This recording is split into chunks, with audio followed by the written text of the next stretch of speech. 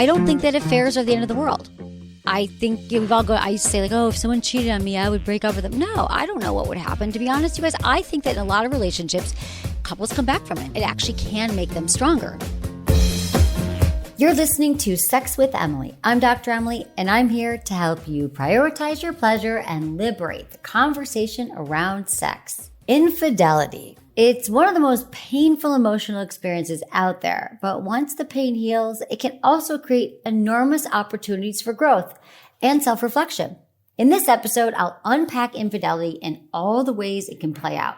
It doesn't always mean the end of a relationship. Sometimes monogamy just isn't the right fit. Other times, it means a couple needs to work on deepening intimacy and trust with one another. So whether you've been cheated on or you're the cheater, I've got advice to help you work through it to create the love life you want. Intentions with Emily. For each episode, I want to start off by setting an intention for the show, and I encourage you all to do the same. Well, my intention is to give you tools for processing infidelity, whether it's fresh, in the past, or something you haven't dealt with at all. I want you to be equipped to move through it with as much grace as possible. Please rate and review Sex with Emily wherever you listen to the show. My new article, Ask Emily, My Wife Cheated, is up on sexwithemily.com.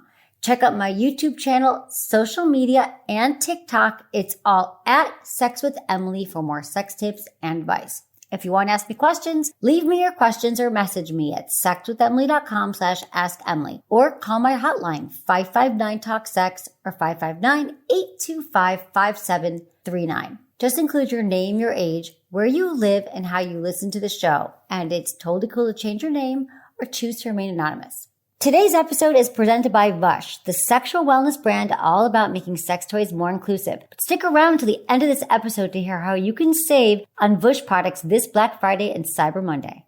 Enjoy this episode.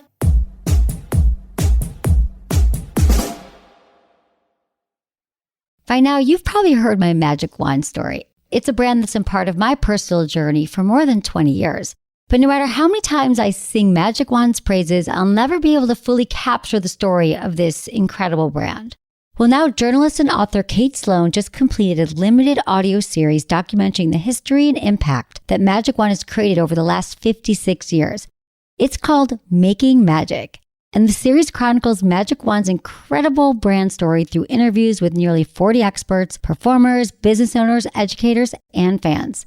So I got a sneak preview of this series, and what I loved is that Kate weaves together snippets from all their interviews into this amazing story arc. She covers Magic Wand's journey from appliance store massager to its legendary influence on culture and sexual independence, and it's all just fascinating. The first episodes of Making Magic are available now at makingmagicseries.com or on all popular podcast platforms. Just search for Making Magic or visit makingmagicseries.com today.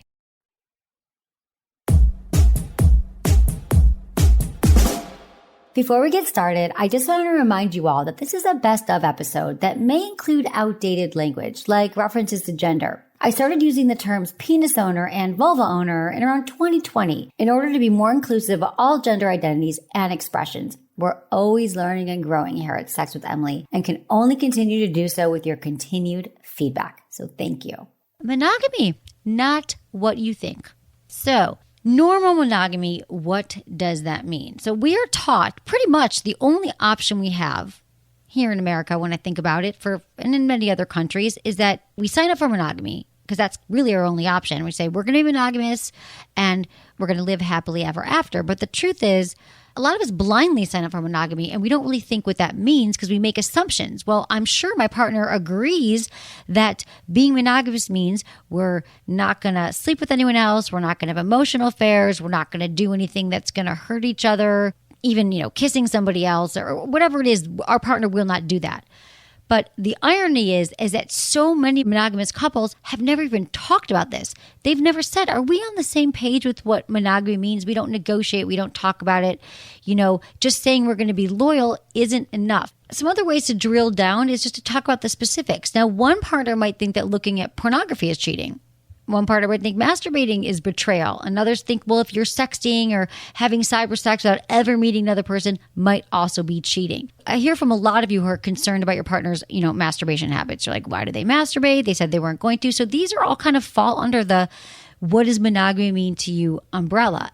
What I like about this is that many heterosexual couples have this assumed monogamy. But then what we see is they have their lives torn apart because of affairs and cheating. A lot of these couples have never even talked openly about their sex life before the infidelity. They had to wait till something happened and they never talked about it. So that's why I think just opening up this topic and saying, let's talk about what our feelings are about monogamy. Like, let's really drill down and see, so you can find out if you're on the same page. And I think that you can make a contract. You have to send it to your lawyer, but maybe it's just like a written document that you both agree on. And then every year on your anniversary, you go over it and you're like, how does this feel to you? Is this still part of our commitment? This is still part of our vows. Because we're allowed to create whatever vows we want.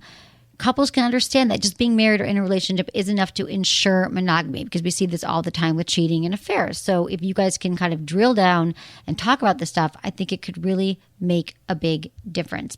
So in negotiating your contract, you might decide that, maybe not the first time you do it, but maybe we want to question monogamy. Maybe we would like to open up the relationship, or maybe there'd be a way we would play with another couple or something.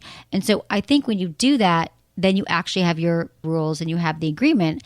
I think that things in that agreement would be like, you want to make sure that you guarantee safer sex. So if you're going to be with someone else, you would commit to using condoms and using protection. And also this contract, you can renegotiate, like I said, every year and maintain dialogue. I love this intentional dialogue where one partner is receiving the information, the other is a sender. So when a partner is speaking and the other's listening, you reflect back what was heard. You don't judge, you don't interrupt, you don't interact, and you use I statements like, I really want to commit to you that if something happens, I'm going to bring it up to you, or that I'm not going to sleep with someone else without your knowledge. I won't sleep with any friends of ours, or whatever kind of rules you make. And then you listen to what they have to say.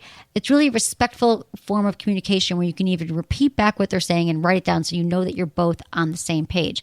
I just want to remind you that jealousy exists with monogamy or non-monogamy. And in fact, there was a survey in this that says that people in monogamous relationships have way more jealousy and fewer tools to deal with that jealousy than people who are in non-monogamous relationships. So they're just off the charts with jealousy when there's often nothing to actually be jealous about because they don't have this dialogue. So my bottom line of this is, if you haven't talked about some of these things and you're just under the assumption that we both think the same thing, and I hope that you find out that you do, but how great to bring it up and have this new point of contact, this new way to start talking about your intimate relationship, because I think you'll really be surprised at what other topics might come up that you've never explored before.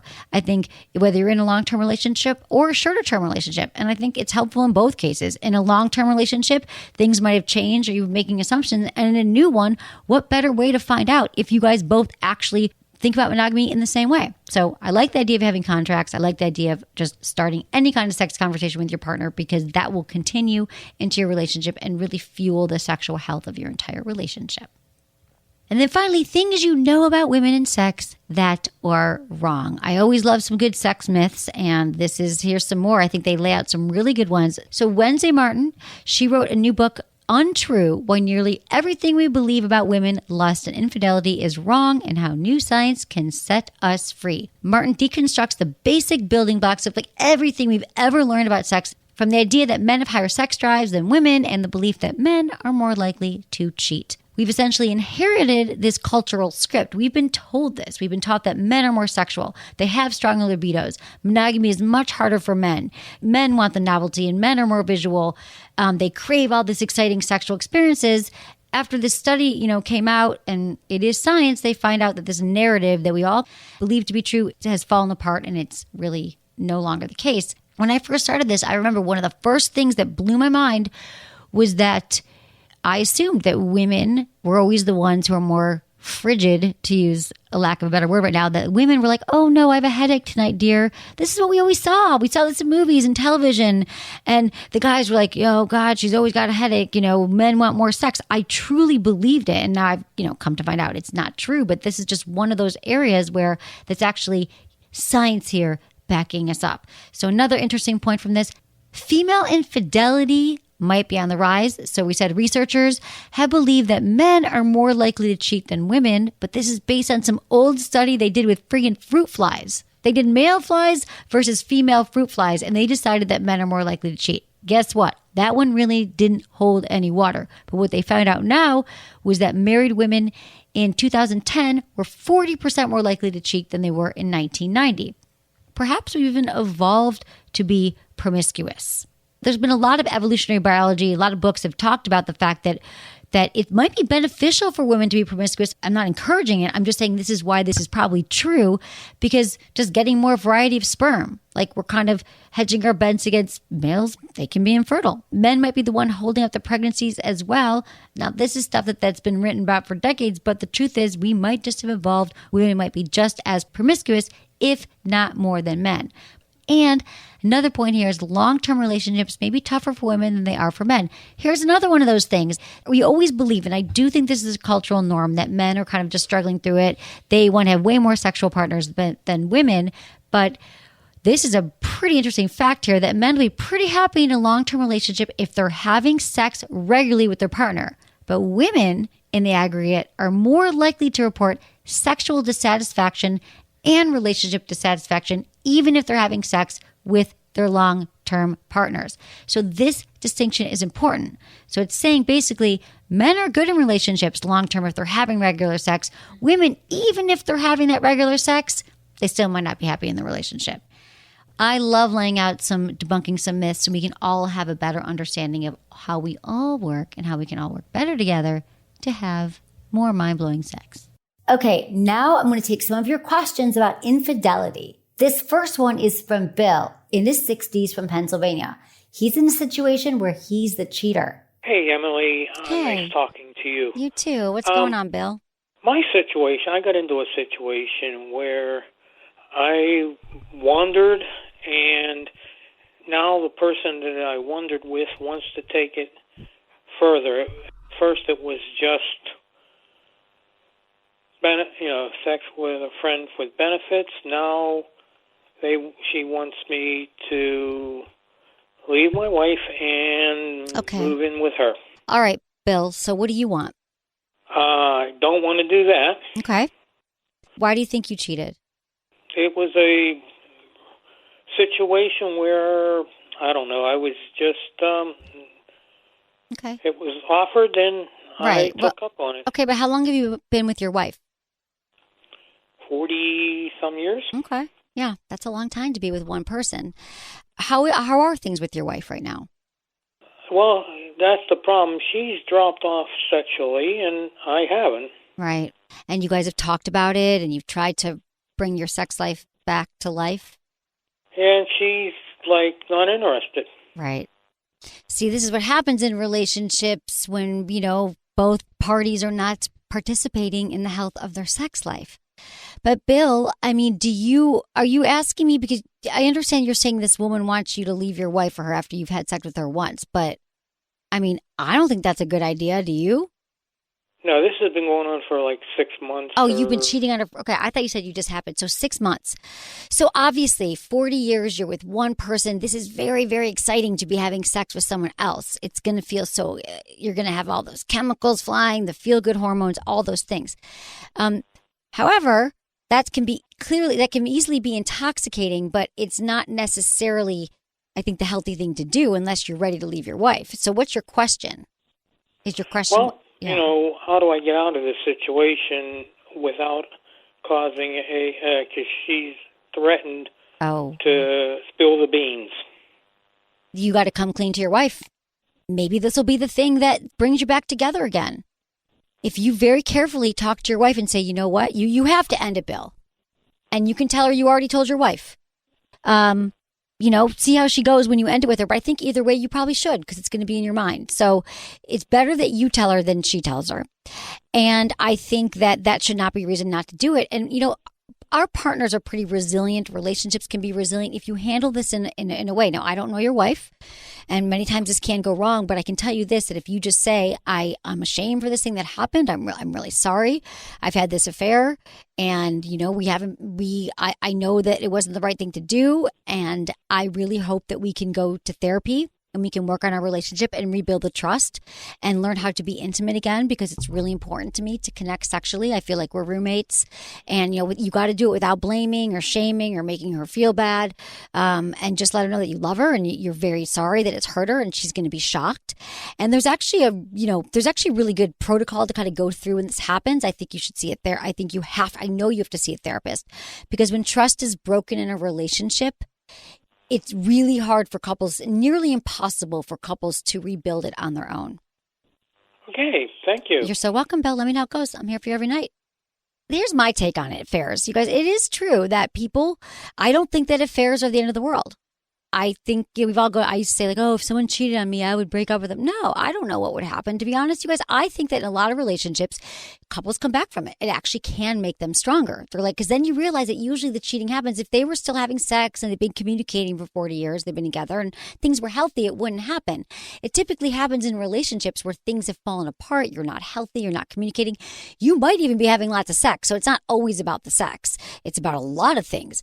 But that's why you have to keep the health of your relationship strong. So I think in these cases, the affair can actually, like, if you go to therapy, can rebuild, and if it doesn't, it can also, some people can never get past it. This is from Mackenzie, 22, in Nebraska. Hey, Emily, I love your podcast and it's helped my sex life a lot. I'm kind of at an emotional crossroads, so I'm hoping you can help. I love my boyfriend of 2 years so much. He's helped me grow as a person, learn to love myself, and we build a life together. We both have major trust issues. I've cheated on him before and he on me, and I want to get past it, but I don't know how. Anytime we argue, it seems like he brings up when I cheated, and that's his way out of an argument, and I feel like he never tries to see anything from my point of view, especially when he's been drinking. After drinking, he gets either really nice and sweet or can say some pretty hurtful things. I don't want to break up because when we're not fighting, we're so good together. We never run out of things to talk about, and he makes me feel beautiful and sexy, and our sex life is great. I'm trying so hard to rebuild his trust in me, but I feel like every time we argue, we're way back to square one. Any help is appreciated because I'm tired of feeling so awful after an argument. Thanks in advance.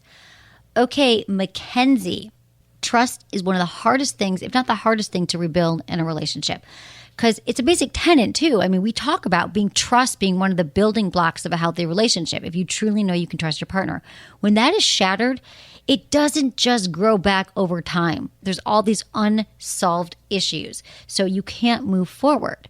And what I'm confused here, I want to clarify, is you're saying that you've forgiven him, but he's not forgiven you. So I'm curious why, and especially when he's drunk, he's still bringing it up. Is it because when he's drunk, there's less inhibitions, and that means that it's really bothering him all the time?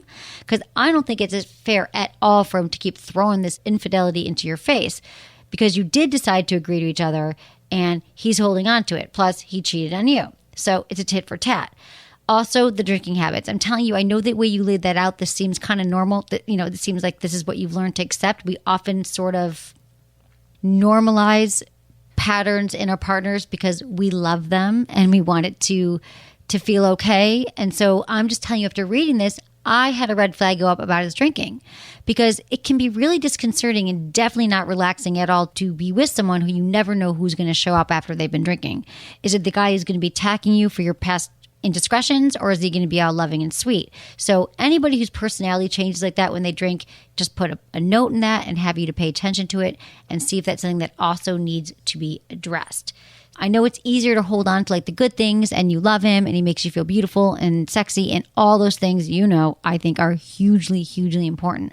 But if you guys are in this toxic cycle and he keeps rehashing it, and you really love this guy and you want to be with him, I'm going to say you got to go to couples therapy, because on your own, it's really hard for couples to get past this without some extra help. And so I think if you go see a counselor a few times, you'll be able to make some inroads into the trust issue.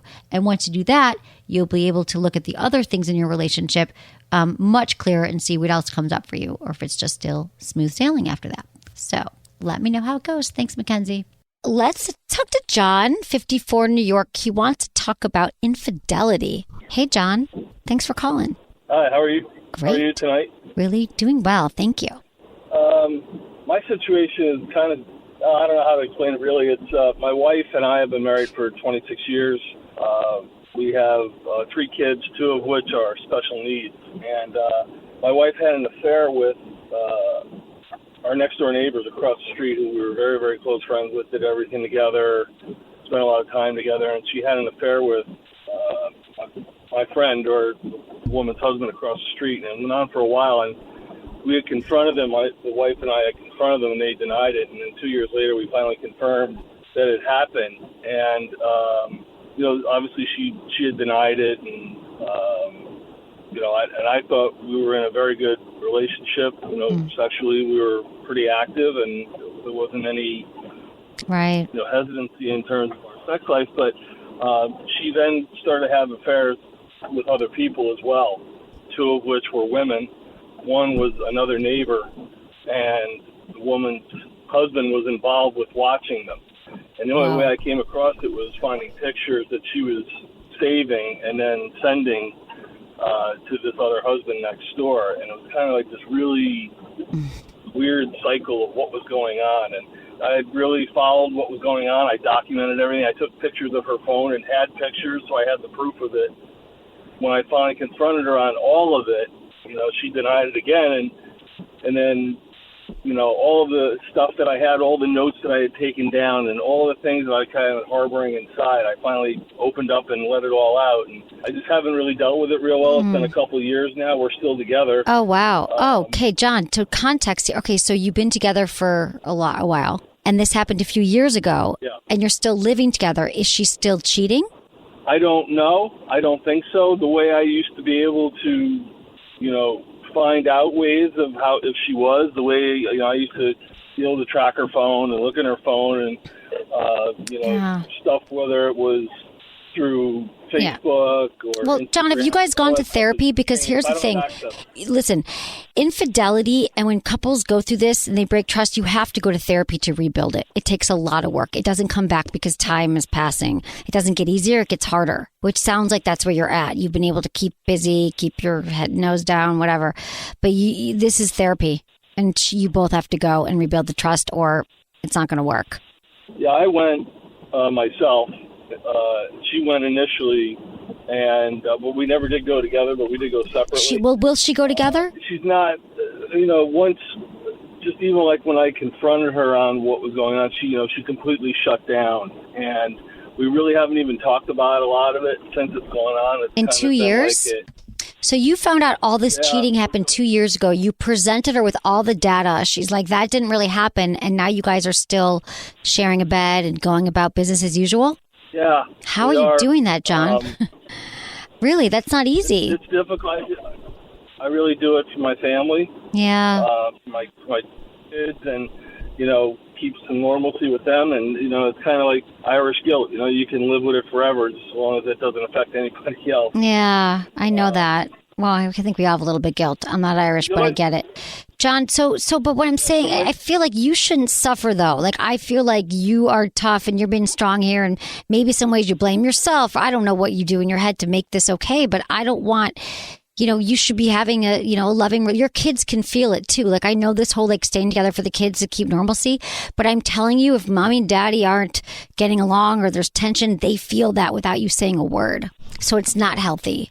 Yeah, it doesn't, it isn't that way. And I can just, another added on top, we haven't had sex since this happened. All the information that I had and all the data I collected, she destroyed. And, when we were having sex, even though I knew what was going on, it was just different because she was different in having sex with me than she probably would have been, I know she was in the past. And I could tell she was different. She was doing different things. She was reacting differently. Right. Well, John, we know she cheated. We know this is all true. So what are you going to do about it now? Like, do you guys share a bed? We do. Okay. I mean, are you asking me, would you like to have your wife back to how things were and you want to have sex with her again? Recreate that intimacy and connect again? Is that what you want? Yeah, I think that's why that's why you called. I'm still here. Right. I just don't know how to approach it just because she is so standoffish about when you confront her on, she just shuts down. Right, but what are you afraid of, John, right now? What do you have to lose by just being like, listen, I love us. I love our relationship. I want to make it work. We can let that stuff go. For the sake of our marriage and our family, let's go to a marriage counselor once a week for the next month. At least try that out. 3 months, actually, is what you'll need to really feel something, but a month could work. I mean, John, you have to. There's literally no other choice. And I feel like she's somehow instilled the fear of God in you, or you feel bad about something. But this is, John, this is about you and being a good parent, because it's about the mental health of your home. So therapy is not an optional activity right now with what you've been through and with what you deal with your children. You have a lot going on in that house. And I'm sorry, my heart is like so open for you and goes out to you because it's like not easy. And you're taking the weight of the world on, John. So I just need you to find a good therapist and make it happen however you can. That's the solution. I don't care what she says. Really. You got to keep doing it, John. You know how to talk to her. You can do it too. And you'll feel good about this. You'll at least make some movement. Or if she won't do it, then you can't stay with her. I just don't want to make it worse than it is. I mean, it's not bad now. It really isn't. Well, it's because it's not bad because you're walking around. Yeah, but John, you know, you're suffering. That's no way to live with someone. You're sharing a bed. You're not having sex. You're not talking about this huge breach of trust in your marriage that happened several times where you're probably feeling humiliated and it's your neighbors and you still live there and you're walking around taking the brunt of it every single day. And you are suffering deeply in ways that I don't think you even know yet. I think it's okay if she gets angry right now. Like, I feel like, I don't know, John, I feel like, I mean, you get to decide. You've been living how you're living, but I think that therapy is not good, especially with what you're dealing with. Kid, you got to go to therapy. John, let me know how it goes. I'll be here. Thank you for calling, John. We're thinking about you. When we're back, I'm talking with singer-songwriter Tom Goss about how he navigated infidelity and opening up his marriage to his husband. So don't go anywhere.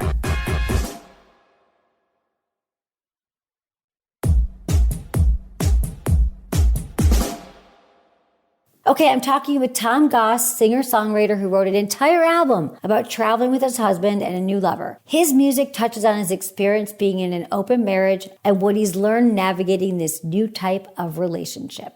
Yeah, and my husband and I were in a monogamous relationship for 10 years. Okay. And, you know, it started to be really hard for my husband he really needed something different.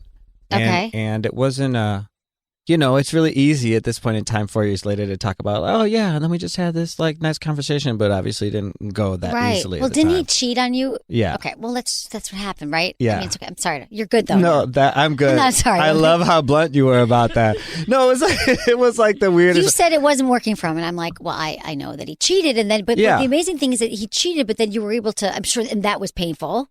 Oh, yeah. I mean, my entire world crumbled. You know, and I think it's really interesting to me, you know, because we're told you do two things when infidelity is in a relationship. Yeah.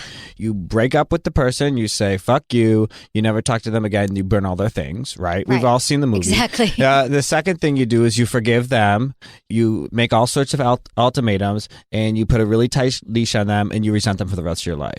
Right? These are like your two options. None of which... there is a third. I mean, well, maybe there's a fourth because we'll get to it. Sometimes for people, they can rebuild trust and they get over, but it's only if they have intense therapy. But mostly they don't do that. No, absolutely. Or what you've done. Or the same thing, intense therapy. And then, you know, being a little more honest about what my husband was struggling with at the time. And he was going through all sorts of his own things. And this is how it was coming out. And I know this is going to sound a little bit like victim shaming, but part of me was like, why am I not in a relationship where my husband and I can have this conversation openly, and it doesn't have to be deceptive, right? And it could be something that's really open and honest and understand. So I went into the open relationship just really supporting him on his journey and really wanting to help him discover what he needed. But I also was a complete wreck, and my entire world was falling apart because everything that I believed in, the foundation of that, you know, my life, my art, you know, everything had kind of just crumbled. Right.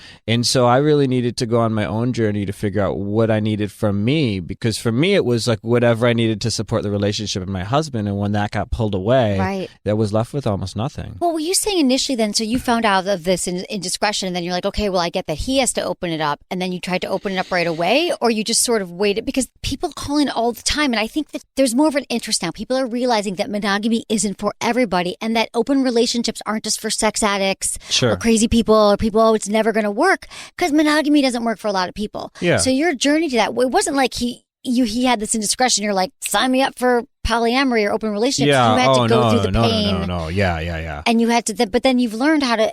Well, it's been interesting to me, you know, because I had to figure out who I was as a sexual being. Just initially, I mean, I went from being a virgin, I hadn't even really gone on any date. I thought I was asexual until I was like 23. You did? Yeah, and I was in Catholic seminary. I was celibate, and then I met my husband, and he's really the first person I ever dated. So for me, it was also like, who am I as a sexual being? And that was an opportunity for me to go on my own journey. And what is sex to me? What is intimacy? What is relationship to me? And I really had to go through a lot, and I'm still going through a lot of trying to figure out what that is. So how long have you been on this journey? When did your relationship about 4 years, start to change? Okay. And it was probably a year of it was a lot of me just like breaking and trying to heal and trying to understand what that meant. And then, even going on a date, we call them dates, was hard initially at first. And there was a lot of shame involved, not only from me to myself, but also then my husband towards me, which when I was like, wait, I don't understand what's happening, right? Because we're dealing with all these social constructs of what these things say. Like, we're in an open relationship, but does that mean that you don't have jealousy? You don't have jealousy. You don't have these preconceived notions that have been ingrained in us from every single piece of information we've gotten about relationships and society at large for every second of our life. So there was really a lot of that. And what I found out for myself that... Yeah, what'd you find? I find that emotional intimacy is as important, if not more important, than physical intimacy for me. Okay. And so for me to be physically intimate with a person, I really want to have an emotional connection, and I really want to share that. And that led to falling in love for me with somebody who wasn't my husband. And this record really is about that journey. And you really start facing a lot of questions. I keep talking about the societal constructs for what love is. And when all of a sudden you're in this different relationship, you're realizing like, oh, wait. That's not what's going on. It's like when you come out as gay, you're supposed to be a horrible person and a sinner and all these things, and you're like, wait, no, I'm not. You have to keep peeling back, going, wait, this doesn't serve me. Someone told me this, and you were you were in the priesthood. Mm-hmm. Yeah. I mean, that's crazy to me too. You were in the priesthood, and so of course you probably thought you were asexual because you're like, not only because of that, but also because of the religion, being studying to be a priest. It really was about like, I'm attracted to chubby men. Right. Oh. So it was another social construct thing. Like, I didn't know that I could be that, right? Like, I wrestled all through college. So I'm showering with 60 guys every single day. Yeah. And I'm like, well, I'm not attracted to them, so I'm not gay. I'm not attracted to women, so I'm not straight. But I wasn't like, I should look at this, So the this second guy. you saw, wait, let me get this straight. So you up until what age?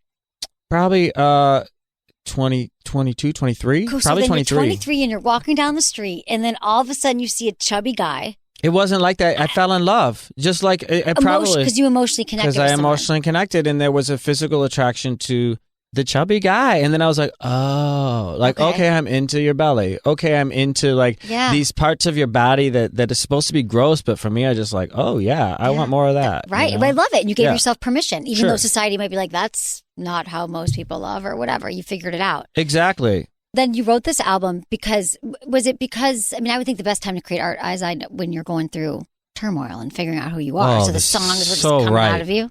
Like, it's so right for material. And we would get into these fights sometimes. And some of my newest singles called La Bufadora. And we would get into these fights, and he would say something, and it would often be like the saddest, hardest thing I've ever heard in my life. You know what I mean? Your husband. Yeah, when we're in these discussions or we're in a fight, and I don't mean fight, but I mean sometimes you're just talking. You're being like so honest, and you say things that you think you can't say, and then it comes out, and then he says, and you're raw, and everybody's open, and you're just like, I would sometimes just be like, say those words in my head over and over and over again, so I could just write them word for word in a song. Because I'm like, well, you can't beat that. Give me some of the words right now. Can you tell me the there's a song called Quebec, and the chorus is, we were walking down the street in Quebec City, and we were trying to connect, but we were just like struggling, and he stopped. My husband can't walk and talk at the same time. If he just stops, and all of a sudden he's behind me, I'm like, oh, he has something to say. You know what I mean? Oh, wow, okay. So he stopped, and he just like broke down in the freezing cold, and he said, we are not us. There is another us to us. We are not special. We are no longer special. Straight up. Wow. That's the chorus of Quebec, word for word. That's amazing. He's so powerful. It sounds like I wouldn't mind that he stopped. Because for me, if someone couldn't walk and talk, we'd be done. But if he stopped and then said something super profound, I'd be like, okay, maybe this could work. Wow. And that was his truth. There is no us, right? So have you found that there's also an us in you? Like, have you brought that us back together? Well, that's not my perspective, right? So that's his perspective. So I always felt like there was an us. I've always loved him. The reason that I went on this journey was because I loved him. And in some ways, I completely sacrificed myself and everything that I believed in the world to help him on his own journey. Right. Like, if that's not love, I don't know what is. Exactly. Is your husband in the same place that he's looking for emotional intimacy as well? Or for him, is it more physical? Because that could also be another thing you guys got to figure out. Yeah, I think we both like emotional intimacy. Like, we're both not like anonymous type of people. Right. But I think for me, it's, just to be honest, like, I'm better at maintaining relationships than my husband. My husband wants the emotional connection, but then, like, people kind of annoy him. Like, I want to be alone, right. Whereas that's not really me. So how have you guys figured out to work these boundaries together, wanting different things? Because you've been 4 years in, you said? So many conversations. Ad nauseum, right? Like ad every nauseum. day. Yeah. Yeah, almost every day. And yeah, definitely lots of therapy. I mean, I think I'm really grateful for the infidelity because it really taught me how to communicate better. We're still horrible sometimes. Right. Don't get me wrong. It's a process. We're always learning. It's a process, but I feel like there's things that my husband could say to me and there's things that I can say to him that we could have never in a million years said to each other before. Okay, so what did you find out? Oh, well, that's a really good question. I mostly just find out about the inner workings of people, right? Not only from a sexual standpoint, but from an emotional standpoint, from a historical standpoint, about how he's perceived his physicality and his sexuality throughout his life. One of the things that I do a lot, obviously I've already mentioned that I like big men. I'm well known for talking about that in my art, and I made a song called Bears, and I made a song called Round in All the Right Places, and I make these videos. We were watching your video. We watched your new videos, and then we watched your video with the interactive one. Interactive video. Oh, click. Dude, that's brilliant. I'm like, this should have 8 million views. It should. And okay, we're going to put it on our show notes right now. So people, if you go to sexwithemmy.com, you got to check out Tom Goss's Click. Is that what it's called? Yeah, it's called Click. You choose Click. your own ending. Yeah, and you choose your own lovers, and it's guys brilliant. and girls, and it's all sorts of shapes and The sizes dating and app colors. should buy this from you too. Agreed. You're agree. hilarious, and I loved it. you. I loved watching you. Okay, Thank you. so anyway, I'm just plugging your shit and interrupting you, but I didn't interrupt you to plug your shit. I appreciate that. Okay. And I think part of like the thing that was hard for me initially is that I had spent all this time putting out this energy into the world to like uplift men of size and to create art that shows them in a different light than the rest of society shows them. And in that process, I spent that time like uplifting my husband. And then all of a sudden my husband at almost 50 years old was feeling sexy and confident for the first time. And he wanted to explore that in a way which he didn't feel like he could before because he had, issues about his body or issues about his size or issues about how people were seeing him.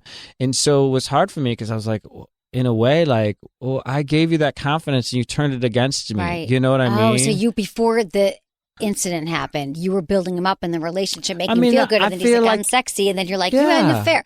Dude, you've been through a lot. But that's okay. I feel like I get it. No, that's my what role I'm saying in is the world. I'm getting your journey. I'm riding with you here. Yeah. Like, that's another layer. You just keep throwing it down. All the stuff you guys went through. But at some point in time, it has to be less about my hurt. Like, I can talk about my hurt all day, fine, whatever, but what does that accomplish? Like, at some point in time, I need to be empathetic to what he's going through and his experience in order to be sensitive to that and honest to that. And I can be honest and we can disagree, but as long as we're both being true to our experiences, I think that's the most important thing. And what I love that you said, which I think a lot of people don't get, is that for many people, having an affair, like it's the most, like a lot of us think, oh God, I'd be done. All the stuff would be burned on the sidewalk.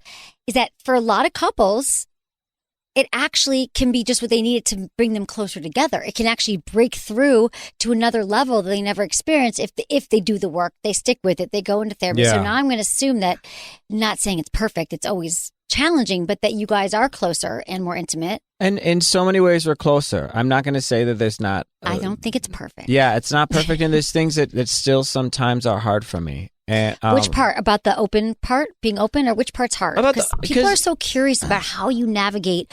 How can you see your partner be in love with someone else? Like, people are just like, there's just no way. I don't have to do that, but my husband has to do that, and I can't imagine how hard that is because he's not in love with anyone else. Because but you're he's in not love. in love with anybody else, and so I think sometimes he's in the process of struggling with that and working through that. The hardest thing for me, I mean, it took me like a week. It was like I was just going down that spiral of a week of catching the infidelity, realizing the magnitude of the infidelity, and then like crying a lot. And then you start doing this thing where you're like, well, he said he loved me, and I'm the one for him, and da da da da da. He said that June 22nd, 2011. Was that true? Was this trip that I went on true? Was this da da da da? And you start going through this all these things, and I think the thing that I realized and what really helped me get to the next level is that all of the good things are true, all of the bad things are true.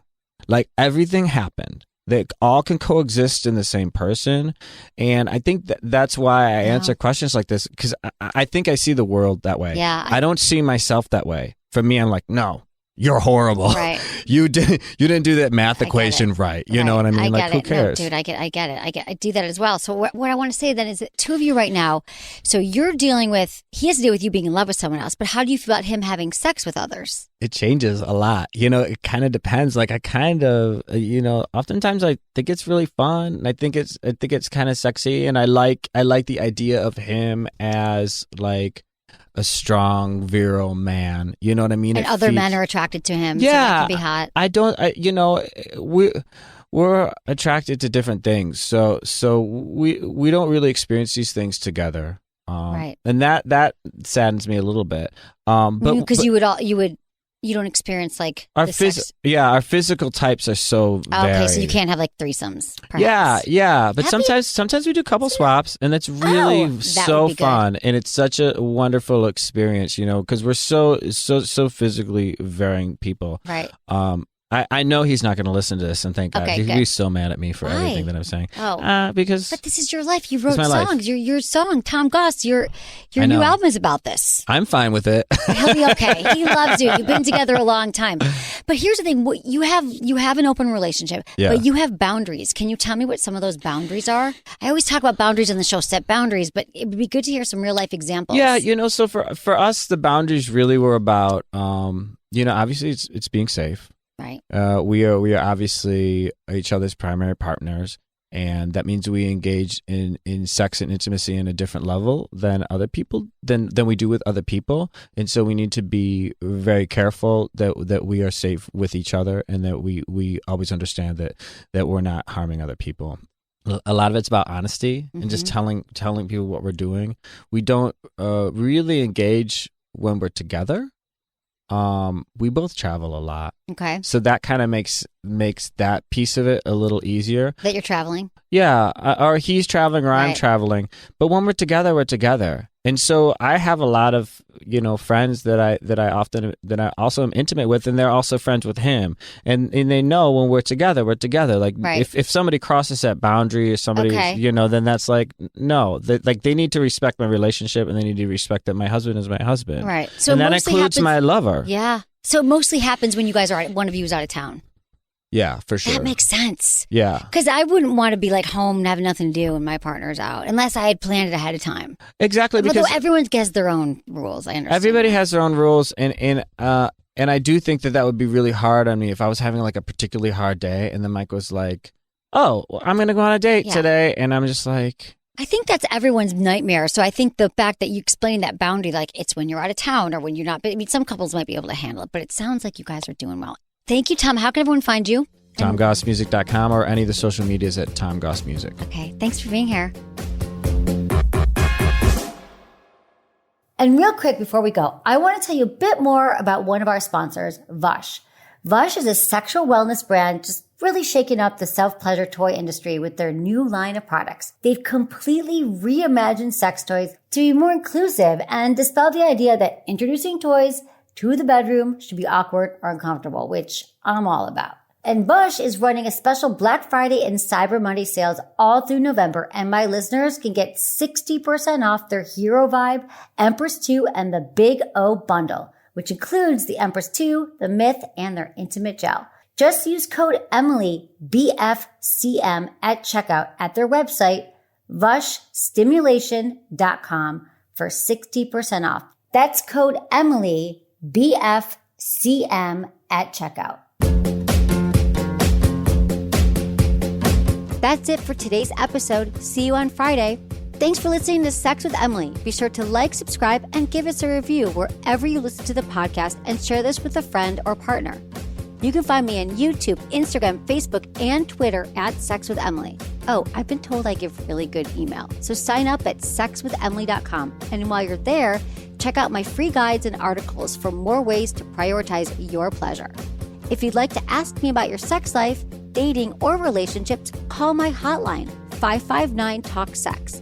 That's 559-825-5739. Or go to sexwithemily.com/askemily. Special thanks to Acast for powering the Sex with Emily podcast. Was it good for you? Email me, feedback@sexwithemily.com.